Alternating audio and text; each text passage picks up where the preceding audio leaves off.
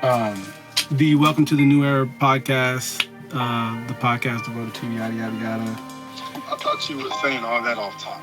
Nah. I mean, the first couple times was all off top, but You decided to write it down each time. I wrote it down once, but it was so good that I was like, why not keep using it? I mean, I liked it. It worked. Yeah, I like it too. I was like, why But not? like I said, I thought it was all off top. I mean, Every time you said it was off top. I'm like, dang, you got this thing down pat. let me see if I got this. Let me see. All right, y'all. Welcome to the New Era podcast, the podcast dedicated to aspiring to inspire and reach higher. I'm joined here with my humble guest, Gerald the Pharaoh. And hello, everybody. It's your boy, Sexy G, a.k.a. that is me. I don't remember. So I think that's how I say that. I don't. Hey, you do need the book because it's your fault I messed up my spot. I swear, it was like a good back and forth. Like it was a well balanced little intro. But thank y'all everybody, first time, last time listeners, anybody that may know us in person, anybody who's known us in the past, anybody that knows us currently or will know us in the future. Any old classmates, any old relatives, any old co-workers, any old what you got?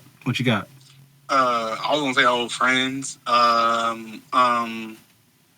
Yeah, I think that's all the relationships, you got friends, co-workers, relatives. Doctors. Street cleaners. Those that construction workers. Musicians. All the musicians. Oh my goodness. Yes. What are we doing? Musicians, other podcasts. Yeah, that we're getting there. Next week we'll have the book. So thank y'all for joining us. Thank y'all for listening in wherever y'all are in the world. I'm Michael Weaver, aka Zay, and welcome to the New Era podcast. Did you want to, first off, how's your week been? Man, my week been pretty eventful. I ain't even gonna lie. Been tiring, but Tuesday we had our jazz band concert here at MCC. Hey. And it went pretty well. It kind of sucked because I had to wear a mask while I played. Because I had lost. They gave us like They gave us a musician mask. Wait. You can't. Nope. You're not gonna just rush past that. What is a musician mask? All right. So a musician mask, it's like, a black mask. Well, they wear black, and it has like a little slit in it. And so what you would do is you would slide your mouthpiece between the slit and put it in your mouth. And so it's kind of like underwear for the face. So there's no protection from the Rona whatsoever, is what you're saying. So there's no protection whatsoever from the Rona, is what you're saying. I mean, if you put it in your mouth, you cover the mouthpiece with your mouth. And but there's slits in it. And once you're done playing, you take away the slit. It's actually a pretty thick mask with holes in it, right? No, it's just a slit like underwear. So slits in them, right? Yeah, they overlap. They overlap. So you're gonna be covered. Your face gonna be covered. It's like like I said, it's like briefs or boxer briefs. They'll get black people with words anytime. What I'm saying? Anytime they put words on some packaging, they'll get us every single time. What's the difference between a slit and a hole? A slit and a hole. All right, so a hole. All right, obviously you can easily go through it. Nothing really covering it. A slit.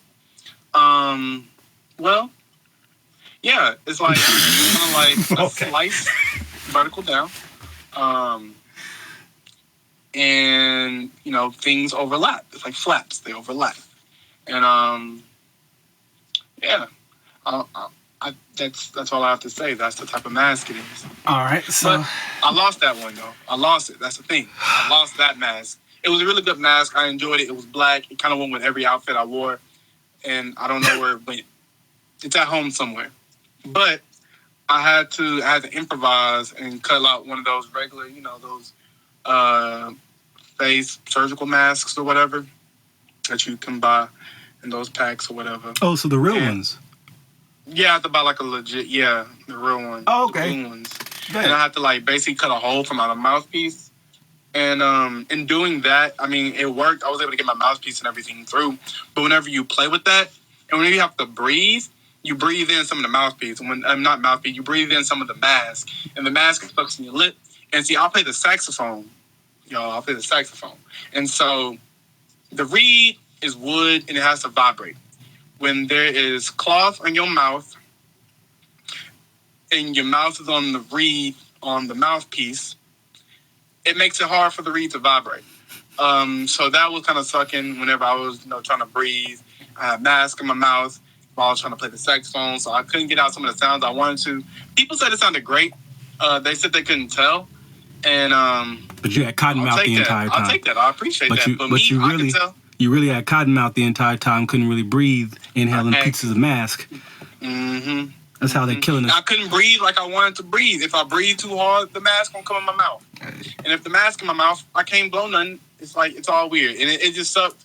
And I just can't wait for the Rona and all this to be, over so we can, move forward and everything and, stop having to wear these masks out in public. At least stop trying to play with these things. That's what I'm like. I'm sick of it. Especially when I'm out in public. It's been hot, every now and then, especially during the day. So...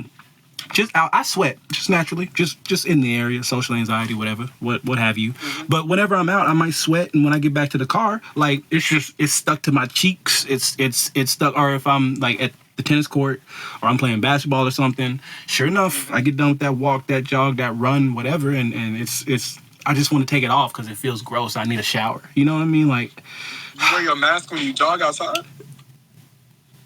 Sometimes, yeah. If I know there's going to be some other people around or I got some other errands to run, I honestly, I'm part of the camp that will forget that my mask is on, fucking half the time. I'll just be walking around and it'll just be on my chin or on my nose and my ears will be hurting. I'll just be... No, that's the worst fucking part of it. The ears, bro. The ears, man. God damn, I hate that. When they're on for an extended period of time, bro. Yeah. It's God damn. See, that's why I try to get the masks that I don't know, that don't really wrap around your ear. You kind of get the tie around your head and your neck or whatever. No, I'm not that cool. Those type of things. I can't afford all that. I do t-shirts. I do some shirts. My mom actually Uber sends some surgical supplies is what they call them. But they'll send you a box of masks. But I have noticed some of these masks are different sizes. I'll notice some of them I put them on and my ears won't really be hurting and my face has full coverage. But on some other ones, I'll notice like you said, the back of the ears will be hurting and I can't breathe. Stuff like that. I like the challenge though. I do work out in my mask. So me running in the mask is what are you doing? I think working out in a mask is way more dangerous. Explain. Dangerous how? Well, what if you're lifting and you got to scratch your face? And you what? And you got to scratch your face. What? Yeah. Why would you scratch your face mid-lift? You don't scratch your face mid-lift. Okay, so you can control when you need to scratch your face? Is what you're saying? What? No, I mean, I will scratch my face after the lift. So, okay. Okay, so let's say you got 250 on a squat. Yeah. And I'm not moving my hands. You're not going to try to scratch your face. Not mid squat. You ain't never had to sneeze mid squat? No. You ain't never had a fart mid squat? Yes. You ain't never had. That's different. Okay. That's different. Okay, I'll give you that. That's a little different. You got free access to that area of your body, especially when you're on a squat. So I'll give you that. But let's say you got a mask and a fly flies within your mask and you're squatting. That's a safety hazard right there. First of all, ain't no fly gonna be in your mask. So you can control where the flies is going to? How you know where the flies is going? Why you letting flies in your mask? Why are you letting flies in the gym? There's flies in the world. But how you gonna let it get in your mask? See, my thing is, before I was interrupted, was that working out with a mask, you have less oxygen to work with, and with doing that, I don't know. I feel super whenever I be pushing up weight with less oxygen. I mean, not a lot of people can do that. They be like, bro, why are you wearing a mask? I feel like that's what they do when they look at me. So I'll be like the only dude in the gym wearing a mask, but it's okay. I see. It's kind of like because I'm gonna get stronger. It's kind of like when Goku was training in in like Bro, is that what you is that what you really think? exactly. That's In exactly where I was negative gonna like go with. negative 1,000? Yeah, it's not the same thing. But enough about that. I want to hear about all the pictures that you've been taking in anticipation for summer. Now that you have this like hulkish physique, you know what I mean? Now that you've really been chiseling down your body since you were coming out the womb and shit. Why don't you go ahead and tell us about all the pictures and the people that you attract with your now newfound rock hard abs. All right, first of all, Pause. I don't know what picture you got. This is mansplaining. I'm just showing appreciation for the hard work that he puts into the gym. I do appreciate that, but pictures, your boy ain't really got all that. You know what I'm saying? It's not what I've been hearing. Hey, I don't know what you be hearing or where you be hearing it from. I ain't got no pictures. All right. And it's really been hard for me to go work out. Anyway, I've been super busy with school and life and shit. That's not what I've been hearing. Every time I try to hit your ass up, you at the gym. I swear. Every single time. What I don't care if it's 9:30. It'd be 9:30. It'd be 11:30. It could be 12. It could be lunch. It could be 1:30. It could be 5:30 in the afternoon. You just always seem to be at a gym. All right. Obviously, guys, he's referring to before I was in school, and even during he was referring to before I was in school and everything, before I decided to come back. And so that's when I was in the gym a lot because I didn't really have much to do. Dude outside lived of at the gym. Gym and work, and so I wasn't working. Dude woke up with a arm curl. Dude did squats for breakfast. I'm like, dude, you fell asleep there? Are you gonna? It's funny because literally every time dude called me or he wanted to talk or do something, I was at the gym. It didn't matter. It was like I don't know. I feel like you probably wait till I go to the gym. I'll be like, is he at the gym? That's what that is. Nah. Because how you gonna wait till the end of the day? I go to the gym to call me. Hey, bro, you couldn't call me earlier? That day was a crazy day. Let me tell you about it. You just have crazy days. I have a lot. I do have a lot of crazy days. I'm not gonna crazy days. Just so happen to happen on days where you have free time. Yeah, and you know what? It's even crazy on the days when I don't. It'd be wild. It's like when I be having shit to do on that day, I just be crazy, you know. And when I don't got stuff to do on that same day, it'll be crazy. I just got crazy days all around. But anyway, speaking of crazy days, recently it was Anthony's birthday. Anthony Wilson. Mm-hmm. I say recently, but I'm like 7 days late at this point. But that brought me up to a very interesting topic. How late for you is it before you just ain't gonna say happy belated birthday to somebody that you know? And does it depend on like how long you've known them, or are you just going? Because me, I feel bad if it gets to like the 2 week mark and I say like happy belated. I start to feel like they take offense at that point. But what you think? How you feel? No, I mean, I've been told happy birthday actually maybe a week or so ago. I was at my girl's spot. And one of her neighbors, I guess she was talking to her neighbor about, my surprise birthday or whatever, about the birthday party. And she had said, happy belated birthday. And it was like, a month out. And like for me, I appreciate it. I feel like a month out, maybe before the month is up, if you're still in the birthday month or if your birthday's at the end of the, at the year, then like, if it's like I said, around a month out, then I feel like you'll be good. If you waiting 3 months later, that's what I mean. Something around there. But it all depends on circumstances as well. We talking like don't be feeding people. Yeah, like 6 months out, something like that. I could understand maybe within the month, maybe the month after. But don't hit me up 7 months after and be like, hey bro, happy belated. How old are you? It's like I'm about to turn another age now. What does it really matter? Yes, sir. I'm kind of my birthday. You've already passed the half birthday mark. If you want to wait that long, like you basically early for next year is what that is. Happy early. Might as well say happy early birthday in that point. Show up, say hey, happy belated and early birthday. Wouldn't you? Actually, now that I think about it, that'd probably be smart anyway. Because isn't it always after and before somebody's birthday anyway? You're not wrong. Should we all just as a culture just decide to just, hey, happy belated, happy early. You know what I'm saying? Happy belated early birthday. Just get it. Just- Just get in like super early. Early bird gets to warm. That way you ain't got to worry about saying it on the actual day. Just whenever you see him. You know, my family, my grandmother, we used to be like, man, you never know when the last person you're going to see somebody. You got to say everything you're going to say because you might be the last time you see him. So, hey, might as well just wish him anytime you see him. Just, hey, happy belated early birthday. Just let him know you're thinking about him. You're trying to start a trend. You think that's what that is? Hey, Yeah. let's start it. Next time you see somebody, be happy early birthday, happy late birthday. Happy belated, happy early birthday. Let's see how they respond. It's an experiment. It should be. Go ahead. I'll challenge y'all. The next person you see, just be like, "Yo, happy early birthday." You may not know when their birthday is. But just go ahead and say happy early birthday. Hey, and then that'll cover you. So if they birthday come up and they're like, hey, you never said you clearly said happy early and belated. You covered both bases. I think really you're just being a good citizen yourself, you know, taking care of your own bases. Exactly. Was that a bar? Hey. Are you in here dropping bars? Album dropping soon.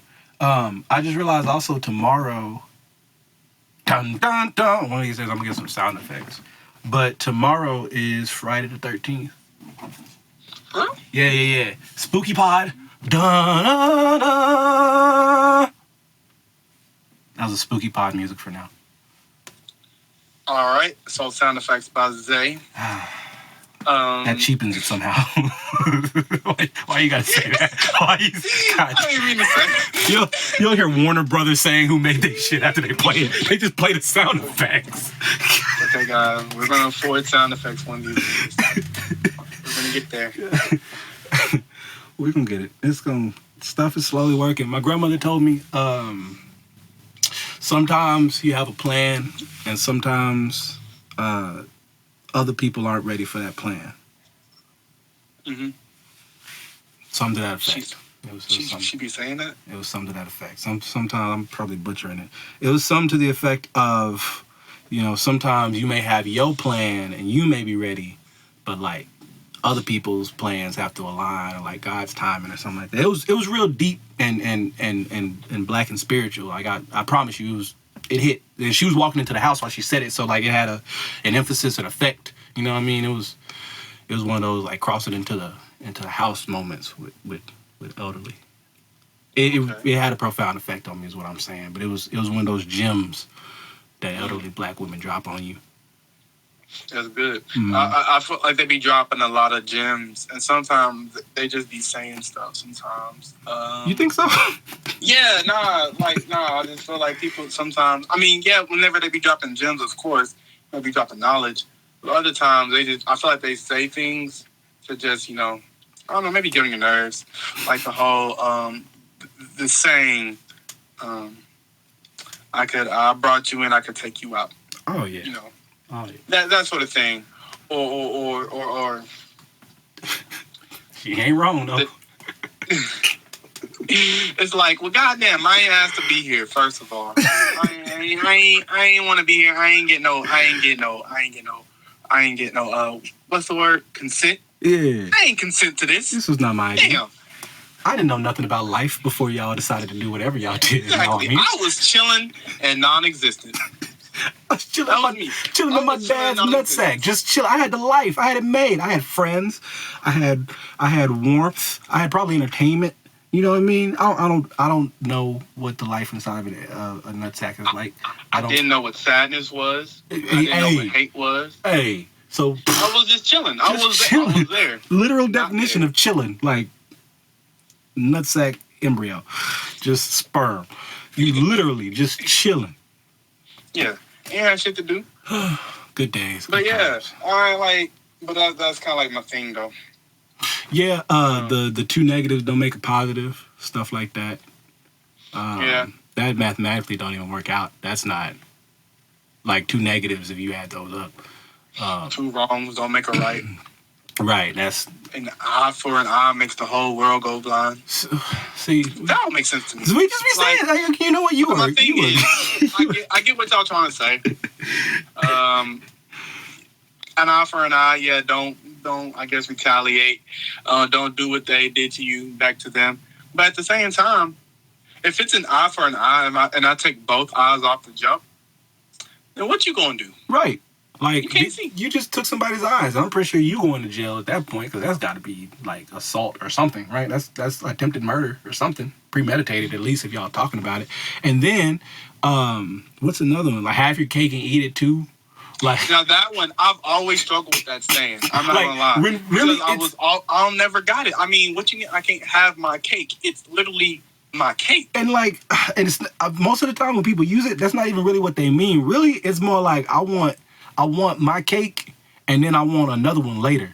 Like, I want my cake and your cake. It's really what they're trying to say. Like, they want to do what they want to do, plus have, what they think they should have or stuff on top of that. Or something like that. Yeah. But you know what? You are right. It'd be old people sometimes that just be sitting around just saying stuff, just words.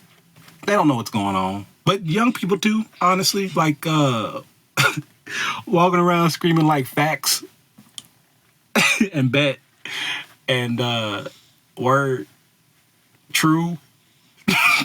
Us calling. Oh my god, that's a throwback to that song. Man, bro, I promise. Back in when I was in Stephenville, going to the club, they loved that song, boy. That song would set some stuff off. They loved it, and like me, I was never. I mean, the song was hype. Don't get me wrong, but it got old real quick for me. Oh yeah. It got old real quick, and I'm like, okay, I'll see. This is what y'all like. Y'all just like the I got hoes part. But that's what clubs and radios do. That's their job. They're supposed to like play something out until you want to shank something. Yeah. And so, but no. But yeah, just old people be saying stuff. Shit. Sometimes I just be saying shit. Want to do it? Yes, it will. Amen. Amen. Mm-hmm. Well, what the Bible say? I feel like that's a go-to line. What the Bible say? What the Bible say? Like, you tell me what the Bible say. Yeah, just be bringing up what the Bible say randomly. Nobody even asked. What are you trying to do? Who are you trying to inform? You need to read the book now. But on a serious note, everybody read your Bibles. It's very important. And let's tighten up. Let's get a little serious. What jobs do you? How do I ask this? What jobs do you feel mean something to you? And what jobs do you feel you could just walk away from and it wouldn't mean anything? So what I mean by that is, for me, like mentoring type jobs, maybe like jobs with kids, jobs with music, those are like, if I find those types of jobs, they're non-negotiables for me. Like, they're things that I want to do. They're jobs that I'm probably going to show up early for. I'm going to work really hard for. I'm going to go above and beyond. Not even because like a laziness or a contribution factor or whatever. It's just for like retail, maybe even some fast food, even like those weird other types of jobs.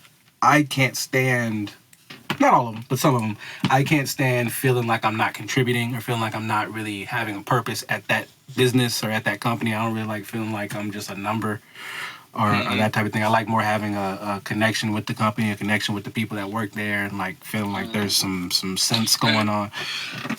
Go ahead. Hell yeah, and then I was gonna say, yeah, and it's crazy because like low key, that's how I've been feeling, man. Like I don't really care about these jobs that like you can easily be replaced and everything like that. And it's funny because like those type of jobs, they try to work you the hardest, bro. Heck yeah. They try to up the load of work, and I'm like, bro, what? Why? Like, it's like, what? This job means nothing. I'm just making sure your company is running well. Yep. I'm just making sure the process that you want in place is being followed out. That's literally all I'm doing. Making sure this is clean. That nothing's really benefiting me.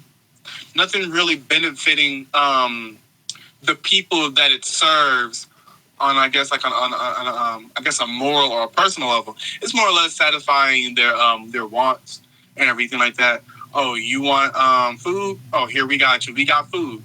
That's about it. Yep. You're not satisfying their spiritual needs, You're not satisfying, their intellectual needs or anything like that. You're just satisfying their basic, their basic wants, their basic, yeah, basic wants: food, water, entertainment.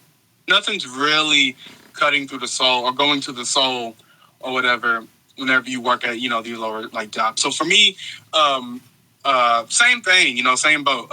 Mentoring, music, working, being like a positive influence, like, to the youth and other people around you and everything like that. Those types of jobs, I will put a lot more effort in. I'll probably go above and beyond just because I know it's above me. This isn't just about me. I'm not here for a paycheck no more. I'm here to I'm actually changing lives and everything like that. Mm-hmm. You feel that importance and everything like that. You just don't get that working at a grocery store. You don't really. I mean, you can implement that, and you have to find it though. You have to look for that type of thing. Yeah, but that's not what that job is for. If that makes sense. Yeah, you're not there to change lives. You're there to do a job. And people literally say you're there like paying your dues, or you're there like, serving your time. People say like all the time. Even when I was working at like Stripes and Jason's Deli, people all the time, oh yeah, you're just working. You're not gonna be here forever. This is just a for now type situation. Yada yada yada. But like, nah, it. Especially I guess if you're in that position, it doesn't always feel like a not forever, and it doesn't always feel like it's not always the easiest to find that like extra motivation or that extra reason for why you're there. My biggest pet peeve about those types of jobs and those types of positions are people who see you in public or people who just know you at the time. They might associate who you are with where you are in that position. You know what I mean? Mm-hmm. Yeah. So like, it's like they may see you doing bad at that company, or may see you not having a great day or whatever, and not really understand that like, A, you're not that type of person normally, or B, you've just had a long freaking day and you've had to deal with some crazy customers, or you had to deal with some crazy clients, or you've had to deal with some awful people, whatever, you know what I mean? Or some awful bosses. You know what I'm saying? Right. This or that. So and I'm kind of glad you said that, because that's kind of like my thing. I don't want to be associated with what I do at work. Like, you work at a grocery store. Oh, so that's all they really think about. There's really more to it. Right. Than what you see at someone's 9 to 5 or whatever. There's more to it. They're actually people. Some people they ain't gonna see that. They just see, okay, oh, he works out at this rec facility. That's cool. He just checks people in. That's it. That's all there is to this guy. Just check me in and we'll go, and everything like that. They don't know that, oh, this dude's a musician. Oh, this dude, he leads a group of people. Oh, this dude, he's talented at this and that. Oh, he's very well spoken. He has a degree. They don't see that. They see, oh, at this low wage job, or at this, basic job, and that's all they get. Oh, he's just a checker, everything. Oh, he's just a cook. Oh, he's just a busboy. Oh, he's just working on the line. Oh, just kitchen, just in the cleaning. He's just emptying trash. And it's like, aside from paying dues, I think there's something to be said about one, treating people like they matter, and even if they are getting paid a certain amount per hour, a certain amount salary, whatever, treating people like they matter, regardless of where they're at. You know what I'm saying? Treating people with respect, no matter where they're at, and like being able to, because we're showing up to jobs that everybody knows we hate these jobs. That's why I don't understand why we treat people in these positions like we treat them sometimes, or I guess everybody's going through some stuff, but it's like having empathy shouldn't have to be something that you have to like set aside extra time for. You know what I mean? And I think, especially if you've had a long day at work, or you're dealing with kids, or no matter whatever you're dealing with, I heard certain instances where your empathy's running low, your understanding's running low, yada, yada, yada, but like, whenever you're seeing somebody that's working in those positions, or if you yourself are working in those positions, you're worth so much more than what these businesses or companies, one, tell you about, and then two, what they're going to actually pay you and treat you like.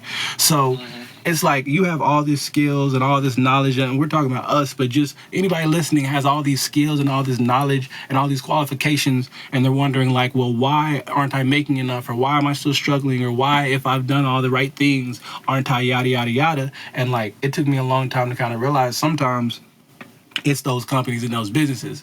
It's not even you or me.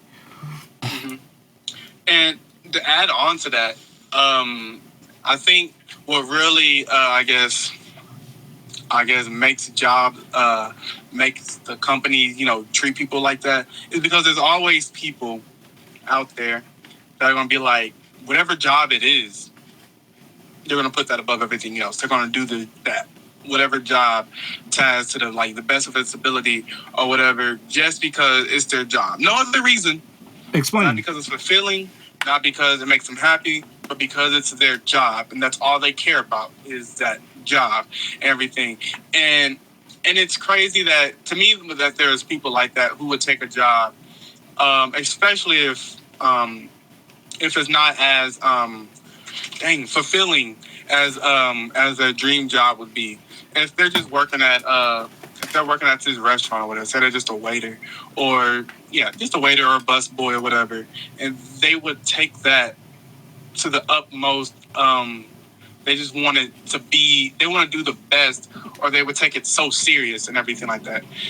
And I'm not saying that not take care of your business at work, but at the same time, don't put this above everything. Don't make this your lifestyle, because this job ain't that serious, my dude or my chick. It's not that serious. You know what I'm saying? It's you're just here. Like, just relax. Like, there are people who's stressing out. Legit, I've worked with people who would stress out over a job that's like very, basic level. Yeah, like very panic entry attacks level. in the bathroom. It's like, why really, are you stressing? Yeah. I'm not gonna let these jobs, bro. I'm not letting these jobs stress me out. Yeah. Especially if you're not paying me what I'm worth, and especially if it's not fulfilling to what I want to do in my life. Yeah. I'm not letting this job stress me out. I'm gonna do what I need to do to get by, and make sure I stay on it. But as far as going above and beyond, it's like, what am I doing this for? Yeah. And why? Like you said, who's actually benefiting? Am I benefiting, or is it the people who hired me? Are they benefiting? Or is the company benefiting? That's the thing. Yeah, exactly, and that's just just like you said, who's actually benefiting, who's actually doing the work, and who's actually receiving the profits of that work, and who's receiving the benefits of that work. Because at the end of the day, it's somebody else's empire that we're building anyway. So it's just like, okay, we're here to protect and guard your empire. We're here to help you sustain your money and your profits and this and that. But like, stress is a killer. Like, and it took me a long time to realize that. But like, the dis-ease that we develop and grow, and the stuff that happens to us, all of it has very serious links to stress and unhappiness and just the shitty feelings that you feel sometimes when you're at some of these jobs and some of these workplaces. Like, that feeling, cultivating that feeling over not only days but weeks and months, it becomes more of a mood, a temperament, and then just a personality trait. And then at that point, you're just stuck in this bad environment, stuck in this bad, hopeless state, and you're just done. I mean, you're fed up and all this other stuff, and it takes one or two instances on bad days to push you over the edge, and then you lost your job or whatever, you're gonna go off on somebody, whatever happens. But yeah, just not treating people like they matter and pushing people to a point within these workplace positions to where you just go off and you're not treated like a person. I think it's funny. People, it's weird, like, seeing people, they go 110% for their jobs, but they didn't get no pay increase. Oh, they don't years, get no benefit, no bonus. Work they for just go years. 110%. And no pay increase. And then if they do, it's like, what, 50 cents, 25 cents? Yeah. 75 the people cents? who really get the benefits, they'll are the people that are, say, you're the type of person who comes in early, stays late, you make sure everything's done. The person that really is going to benefit from that is the corporation. They get all this extra labor for the same amount of price they're paying you. So you could be making minimum wage and you're doing all this work for two people. Do you think the company's going to appreciate you for that? I mean, yeah, they're very thankful. Thank you for making me more money. But at the end of the day, you're expendable. Right. I don't know if it's because I'm still kind of working through this business thing, but it never made any sense to me how once you make more money, you can hire more help. Shouldn't we hire and pay to help to make more money? That makes sense. Say that one more time for the people. Why do we have to first make more money and then we can hire more help? Like, I'm in this kitchen by myself and we need some more people. I have to somehow boost the profits for 3 people so we can hire 1 more person. And that doesn't help. That'll just get us up to, okay, now we can survive. And then we have to make twice that to be able to hire somebody else. It just never really made much sense to me in certain positions where you have to make more money to be able to hire somebody else. I guess it makes sense where you have to pay the person you're hiring, but I feel like there has to be a smarter way to do it or a better way to do it. Or maybe that was just some bullshit I was being told at the time. But it didn't make sense, and it caused a whole lot of stress. And it made me really want to quit. I can't tell you how many positions I've been in where I've just been the only person on shift, and it's like, well, where's everybody else? What do you mean there's nobody else? Why is there nobody else? Why is there a whole? No, we can afford nobody else. What you mean you can't afford? What you mean? You have all this work we got to do. And y'all can't me and you afford the only ones here, and you gonna sit in the office all day? Is what you're saying? And that's the funny part. What y'all be doing in the office? I was at a job. It was back when I was in college at Stephenville. I was working there. Manager was crap. We be busy, needing help. And I understand, being in management, being a leader of any kind, I mean, you're going to have a little extra workload. But, we're going to protect the identities. It's an what y'all doing? Undisclosed location in Stephenville. We're going to protect. Undisclosed location in Stephenville. Protect identities. I just thought about that. Yeah, what you doing? What's going on in this office that needs all your attention all day away from the customers? Not just a little bit. I understand you got busy with, but all day. I'm pretty sure they be slacking off. See, that's the thing. When some people get in leadership, they think that they can just give all their work to the people beneath them that they hire and everything. Mm-hmm. And I don't think that really makes a person a good leader. Just because you're in charge doesn't mean you do less work. Whenever a person's in charge and lead, that means you show the way on how to get the work done. Right. And you help people find efficient ways to accomplish tasks and everything, not just sit back and tell people what to do. Right. And it's very interesting that you say that, because there are different types of leaders. And I find, instead of being more of, like you say, the instrumental leader, really showing the way, showing how to do those types of things, really, I always kind of viewed it as putting people on. Because, like you say, there are, and most people don't think about this. I feel like we do, but most people don't think about this. There are more efficient ways to do some shit. I feel like everybody kind of wants their freedom of, let me do it how I want to do it, and that's great. But there are more efficient ways that people have figured out, on Earth. So, I feel like people don't really spend the time to really learn those efficient ways. People have kind of had the way that they do shit, or the way that they do things, or the way that they're used to it being done. And then they just kind of roll with that, regardless of if it's the most efficient or it's the best or it's the smartest or if it even works for our situation anymore. But people in roles of leadership, for sure, they will, I find, just however they were raised or whatever, they will just kind of mimic whatever was done in the house. You know what I mean? So, for instance, if you were like a single child and you were more kind of used to doing everything yourself, or you were more used to just kind of doing it all yourself, as a leader, you're probably going to be more apt to just not really being a good leader, not really opening up, getting the help, or you're going to have an iron fist. There's different ways you could turn out, but it's very interesting from a psychological perspective, just how some people as leaders in those positions, because I always I've had awful leadership, several jobs.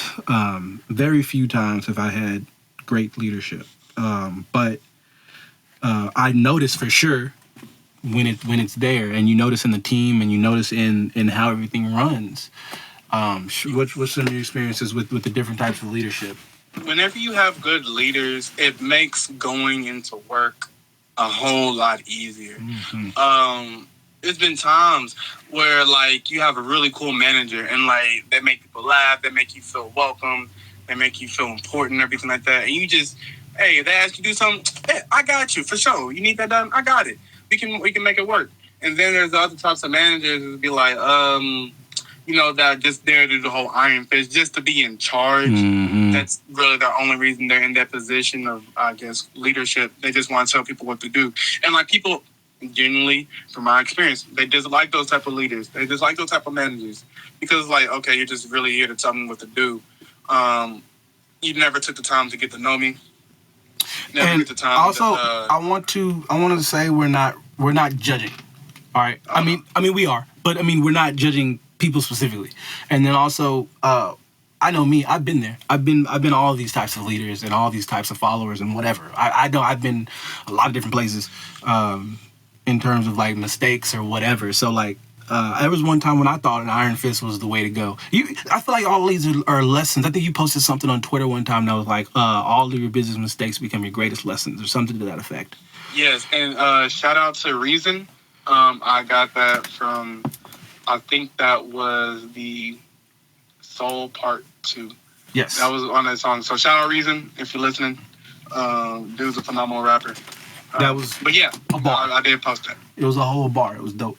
It was, yeah. But that really, I've been there to where you feel like you got to be a certain way. You feel like you got to do a certain way because like you think this will work. But nah, you got to chill out and allow people to be themselves. And then doing that, I feel like people have they respect you more. Like, okay, you're not trying to be my boss. You know, you're trying to be my leader. We're trying to do that. We're trying to get this done together versus you're trying to make sure I get this done. You know what I'm saying? Like I said, I feel like that just builds morale and everything like that. Like I said, it makes it a whole lot easier. It makes your job a whole lot more, I don't know, easier to go to.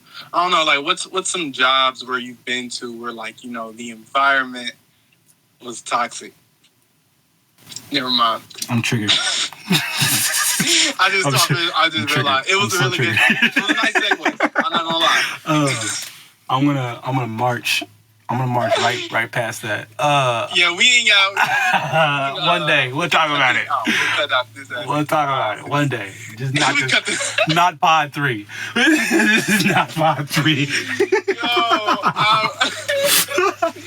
It was so smooth. It was good. I was just listening and I was just thinking, and I was just like. I was like, as soon as I was thinking it, as soon as I was saying it, I was thinking, hold on, wait a minute. This is where I don't know if we want to go there. Brief segue. I have been in some toxic environments. I was having a conversation with my speech teacher. Yeah. About me. Okay, so I think I might have sent you a video about, probably not, but living in a state of survival versus living in a state of creation.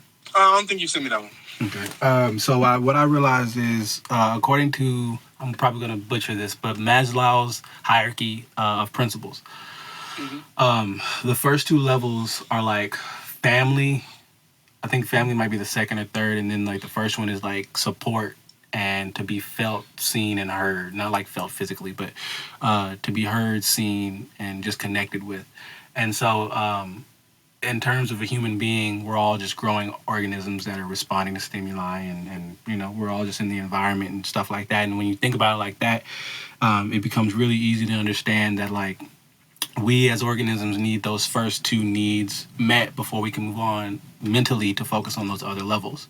So it's like once we have the support and the care, once we have some familial support and understanding, then we can move on. I really should look up. One day we're gonna have like a Screen Man or some shit to look up some of the stuff we're talking about because I had to Google. I want to say Maslow's because I'm on my laptop now. Don't we have to like isn't the first one like your basic, legitimately like food, water, shelter? Yes, sir. I don't know if there's some before that. Those might be the first ones, but yes, sir. Those are the ones. Do you have them up? Needs is food, water, warmth, and rest. Yes. And then safety needs are the second tier. Yes. But before you can get to those, I think you were right. Before you can get to those second and third tiers, you have to get those first met. Otherwise, you're mentally gonna be stuck on that stuff. And then once you get that, like once your body is fed, you get some sleep, and you're not thirsty, and you're not in a terrible environment, then mentally it frees you up to think about other things. And for me, this is all where I'm leading to. I think us as a society, I've been living in a state of survival. So I've been really trying to get those first 2 layers of needs met as opposed to being freed and allowed to live in creation. And a bunch of reasons for that, both my own personal habits, the environment, the people I was around. The people I was around was a big one, but those toxic environments will do it. But I think bigger than that, I don't know a percentage because I haven't just been out in the world. I've been in a few cities. But I think a lot of people are living in a state of survival, and not really allowed to really create, because I feel like a lot of people are stressed and bogged down by focusing on, like you say, food, water. And we say food, water, shelter, but that's really like a house and stability, somewhere to live, and like food for you and your kids and somewhere to eat, and like making sure, you know what I'm saying? Like making sure those first basic needs are met.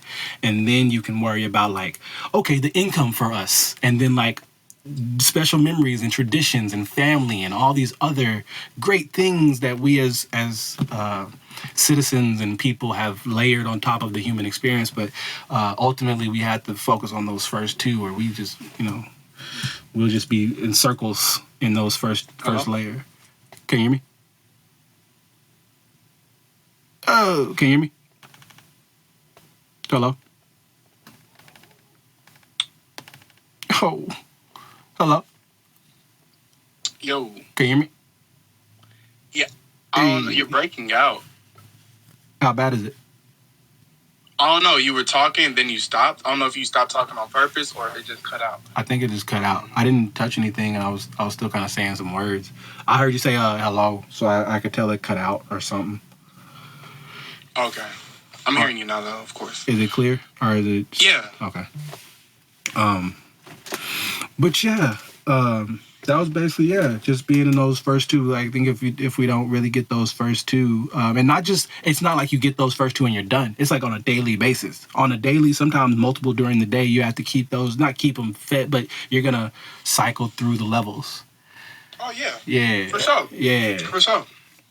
So, and I totally agree with that, because like it makes sense when you said just basically right here surviving. Think about all the college students, and I've been seeing a lot of people talk about it. Of course, just making sure that I don't know, mental health is like, I don't know, I feel like it's been going down for people, including myself, and I feel like that's just because of like the stresses of school and I guess life itself, jobs and school and everything. So people are just trying to, I guess, again, meet those basic needs after they get that food and water. And now it's just basically, okay, now it's time to get this assignment done. Now it's time to make sure I get to work on time, make sure I get this paid. Just survival. Yep. Not really venturing above that. Just basic stuff, making sure bills are paid, you're fed, and then the safety needs, again, those first two. You're at home, laying in bed, resting, getting that sleep and everything like that. But yeah, I feel like I said, the reason why mental health could be, going down is because they're not reaching above those first couple of layers. The belonging to like friends and family, the relationships, and then that feeling of accomplishment. Yeah, a lot of people, they're not really getting to those levels. And I think it's just because the environment that we're in, or we have to continue working. It's just working environment. That's all that is. And I feel like that's a cause of capitalism, but that's a conversation we can have another day. yes. It's funny because I don't know. Shout out No Name. Really cool rapper. Really No good Nami. rapper. It's No Nami.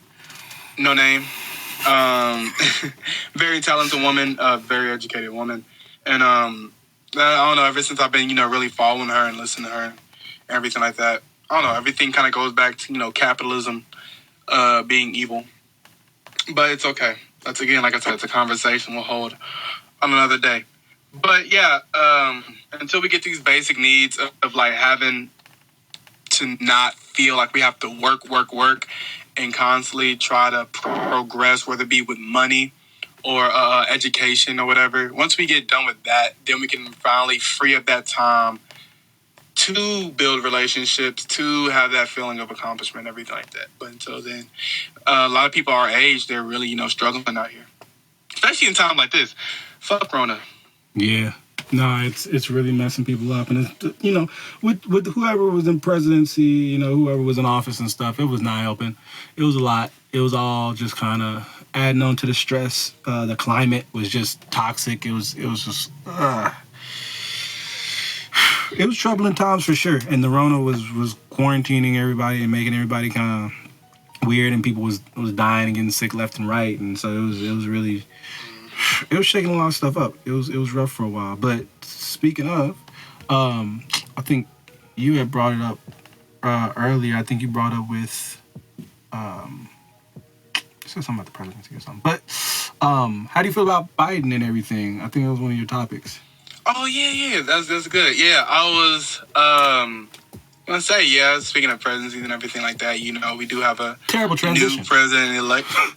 I threw that out there. I said I set up a terrible transition.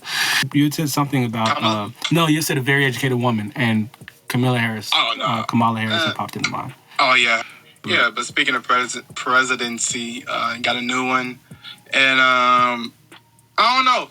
It all depends because I've been talking to a few people about it, and also looking at some of the results and everything.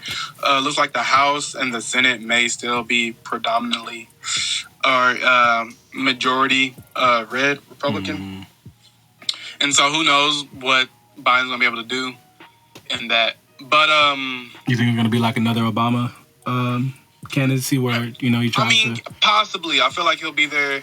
I don't know. I don't feel like a lot of people wanted Biden. I know I wanted someone else, but I mean it's better than old dude 45 as the old heads like to say, right? AKA Trump. I feel like it's better than him, but then again, it is what it is.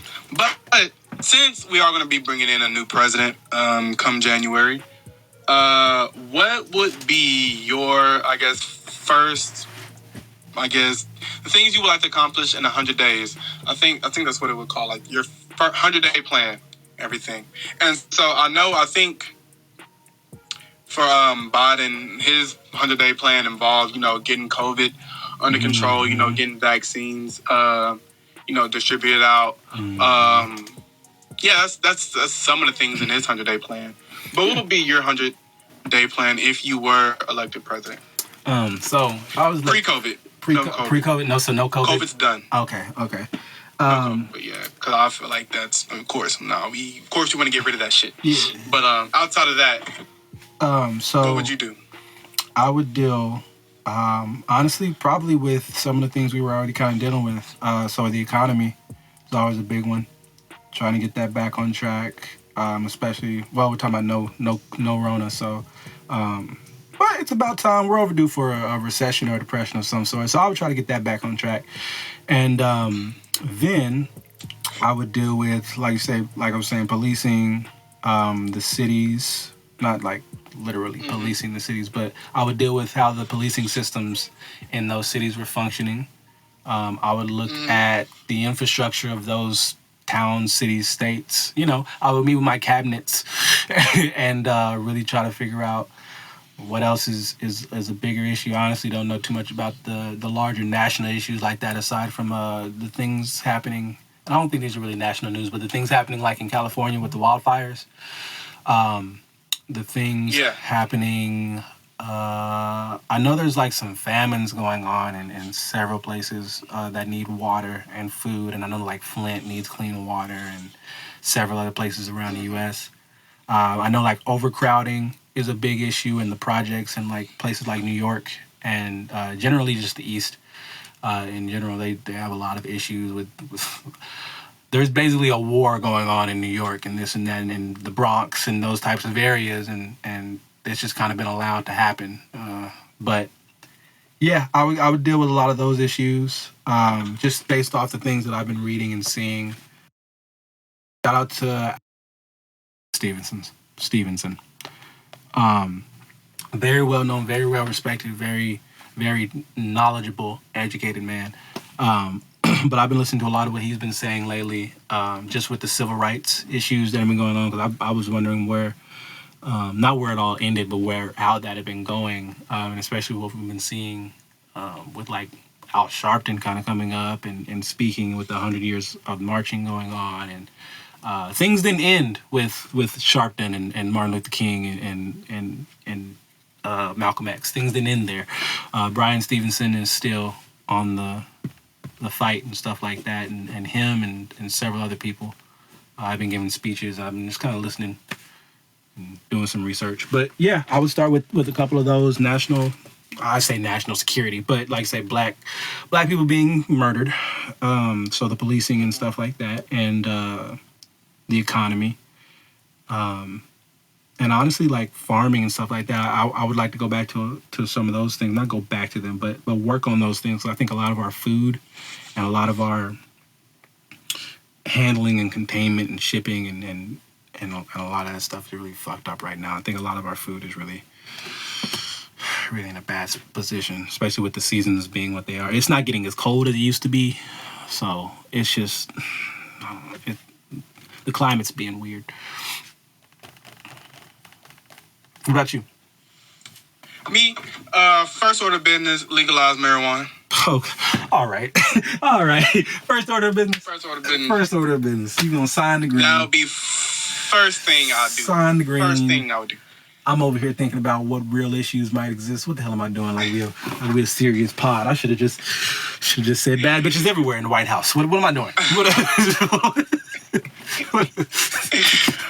Legalizing weed, man. Shit. And then, freeing the people who are in jail for these drug charges, these minor drug charges and everything like that. But Trump already did that. But Trump already did that. When to do that? Supposedly he signed a bill that made lower level offenses not as offensive. Man, hey, people still getting locked up. People still in there. Hey, but that's the thing though. We got to get them out. Yeah. Okay, yeah. We're not gonna be arresting people no more. A lot of people, like the city of Austin, they decriminalized marijuana. So shout out to them for that. But if that's the case, they need to start letting people out who went to jail for those charges, because it's not fair that we're not gonna criminalize it no more, but you got arrested before they decided that. So that means you got to get out. Right. It's just crazy. What's up? I was like, it's just crazy that they. I think we talked about that a little bit, maybe on the pod, but it's crazy that they make money off the prison beds. Like they make money off the inmates in prison, that they have to keep quotas and stuff. That's still blows my mind. But continue. And my next would be to fix the prison system. Actually make it to where people are getting rehabilitated and actually making helping people who are arrested for crimes change from their habits. So if a person goes to jail for robbery or something like that, I feel like crimes like that or crimes of need. Some people don't want to steal. I mean, of course, there are people out here that just there's always going to be people who just want to do bad stuff. We get that. But there's some people that do these things sell drugs or they still hit licks and everything like that. Because honestly, if they don't do that, they're not going to eat. Mm-hmm. That's really the case to it. If I don't hit this lick, I'm not eating tonight. Like where if I don't sell, I'm not, the light's going to get cut off. That sort of thing. And so a lot of these things are crimes of need. And so with that being said, whenever these people are in jail for stuff like that, offenses like that, then provide programs to where they can actually, whenever they're out of jail, they can get back on their feet. They can easily find a job, learn a trade, right. Do something like that, become a beneficial member of society, and not just, we'll just keep them there, treat them like slaves, and then whenever their time's up, we'll let them out. They've learned no new skills. They've been pretty much kept in the dark from whenever they've been in there. And so they go back out into the real world, and now what? Shoot, what's to do? Well, I can't get a job because of my record. More crime. Might as well. Shit, because they're going to go back to what they've been doing because what else? The same thing's going to happen. They can't eat. Yeah, they ain't learning. So they got to do something so they can eat. Again, that kind of goes back to your whole Maslow's hierarchy of needs part we were talking about earlier. Those physical needs, they just got to survive and everything. And if they not met, they're going to do whatever they can. They're going to do what they got to do to meet those needs. Yep. But yeah, that'd be a big one. I'd rather. I've been down on the legalizing marijuana part though. And fix the prison system. in the prison system. So I'd be down. I'd be down to fix those too. That'd be dope. That marijuana one would be a big. That'd be high. That'd be high on my list. No, Very high. no, no, no pun intended. Actually, No pun intended. puns intended. Yeah. First order of business, legalize that. Second order of business, 20-foot pool in the back of the White House. None but the baddest of baddies. The baddest of baddies all around the pools, and they all have like USA tattooed on them in different places, and like American flag tops and bottoms. This is the White House. What are we doing? American flag suits. American flag. American flag suits. This is the White House. We still got some class, so we can do that, and then. Stripper poles all in the Oval Office. No? Bruh. Yeah, you kind of walled them with that one. What do we Bikinis. What do we add 808s to the national anthem? Make Quavo's. Remember that time we did that video with if Quavo did the national anthem? Yeah, of course. That was a good video. And that was still we'll a dope change anthem. it to that. It was a dope anthem. Shoot, while they was playing and while Reggie Cuz was playing, that was a good remix. And Sway the remix guy. Shout out to both of them. They both been doing really well. I saw Reggie actually on Facebook is about to drop a whole bunch of new content. Speaking of, do you see that as well? What's up? No, I didn't get a chance to see that. Yeah, he popped up talking about he was gonna drop just a whole bunch of just new content. You know, from more of his like dad skits. Some more of his like the choir director. Yeah, just some classic ones that he started back. And it's really watching him has kind of made me realize the importance of one, consistency, and doing something over time, because of course we remember from way back then, but then also he did really well with creating somewhat of like personas early on and having just different lanes. He kind of created his different lanes early on and then just kind of kept with them, and he's been really consistent. And even like not if he hasn't been consistent with the dropping dates, he's been consistent in his messaging and his programming and his energy and his like, you know, what he presents. And so it's been really cool to watch. Yeah. I think we're about to wrap that up. We can close that out right here. Maybe want to shout out the Gifted Biscuit. I don't know if you've heard of any podcasts, but the Gifted Biscuit podcast. Shout out. I'm really excited to watch more of what he's done. He's actually been doing stuff for a minute. Let me not screw his name up.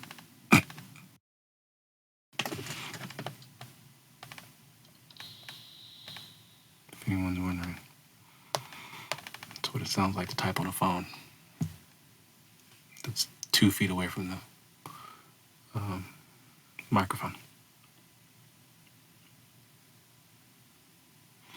Anyone wondering, Verizon's data is trash. This malt is looking good, bro. Oh, you got it? Gosh. You ended up getting the smalts? Verizon's trash, if anyone's wondering. Yeah. Verizon is straight trash. It's not pulling up for right now. But the Gifted Biscuit podcast, shout out. Wonderful dude on there. He's really funny. And I urge everybody to go watch that. As well as like the Bluesville. Got to see Terry do some stand-up at Classic Glass the other night. He was freaking hilarious. He was knocking the house down. He had some funny jokes about some white women. It's great. I really can't hear you. Huh? Ah, yeah, you can't hear. Well, that was the pod. Thank y'all for listening. I'm gonna try to get Joe back, but in case I don't, go listen to the Bluesville podcast. Go listen to the Gifted Biscuit. Go check out Keep Waco Loud. Check out Cody Ellinger. He's starting a podcast as well as Jess Strahan. He has a good podcast going on, and actually sometime early January I should be on that one as well. If I can get Joe back. Hey, what's good? What's good? Yo. Can you hear me? Or can I hear you? Can you hear me? I can hear you. I don't know why I said that. Can you hear me? Yeah. Okay. I was about to close it out. But Okay. Okay. Yeah, I thought you already did that. I was kind of doing it, but I was kind of also trying to get you back on the thing. Oh. Anyway, Okay, cool. thank you first, last time listeners. Thank you everybody in between. Thank you mothers. Thank you any horror movie film directors, since tomorrow's Friday the 13th. Shout out to any special horror filmmakers. Y'all be safe out there in the world, wherever you're at. Thank y'all for listening. Thank y'all for tuning in. We really do appreciate it, like for real. Give us some more comments. I actually did have a couple people send in some comments or some topics. Yeah. So continue to do so, and I think honestly, keep it rocking. I'm gonna come up with another. I don't know, but for now, keep it rocking. Next week, possibly Khaki or Sterling might be on. What's up? So, dang, I still need to call Dravion up. Yes.